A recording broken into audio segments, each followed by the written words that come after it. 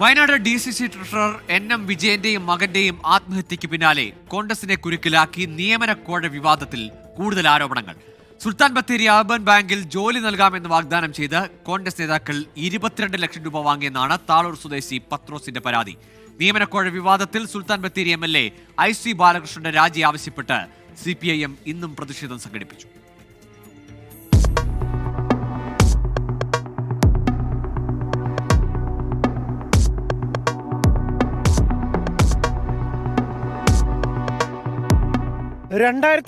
മുതൽ 5 തവണകളായി 22 ലക്ഷം രൂപ നൽകിയിട്ടും ജോലി നൽകിയില്ലെന്നാണ് പത്രോസിന്റെ പരാതി. മകൻ എൽദോസിന് ബത്തേരി അർബൻ ബാങ്കിൽ പ്യൂൺ ജോലിക്ക് വേണ്ടിയാണ് കോൺഗ്രസ് നേതാക്കൾക്ക് പണം നൽകിയത്. പ്രാദേശിക നേതാക്കളായ പ്രേമൻ മലവയൽ, CT ചന്ദ്രൻ, സക്കരിയ മണ്ണിൽ എന്നിവർക്കെതിരെയാണ് പരാതി.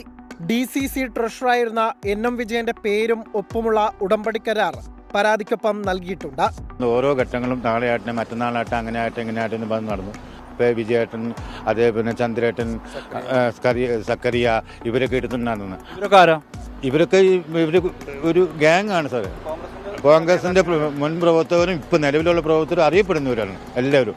നിലവിൽ പോലീസ് അന്വേഷണം നടക്കുന്നത് NM വിജയന്റെ അക്കൗണ്ടുകൾ കേന്ദ്രീകരിച്ചാണ്. വിവിധ ബാങ്കുകളിലായി 14 അക്കൗണ്ടുകളുണ്ട്. വിജയന്റെ ബാധ്യത, നിക്ഷേപം, പണമിടപാടുകൾ എന്നിവ സംബന്ധിച്ച വിവരങ്ങൾ ലഭിക്കാൻ ബാങ്കുകൾക്ക് പോലീസ് നോട്ടീസ് നൽകി. വിജയൻ വിഷം വാങ്ങിയ ബത്തേരിയിലെ കടയിൽ നിന്നും പോലീസ് വിവരശേഖരണം നടത്തി. നിയമനക്കോഴ ഇടപാടിൽ കോൺഗ്രസ് ജില്ലാ നേതാക്കളെ ബന്ധിപ്പിക്കുന്ന തെളിവുകളൊന്നും പോലീസിന് ഇതുവരെ ലഭിച്ചിട്ടില്ല. 24 വയനാട്.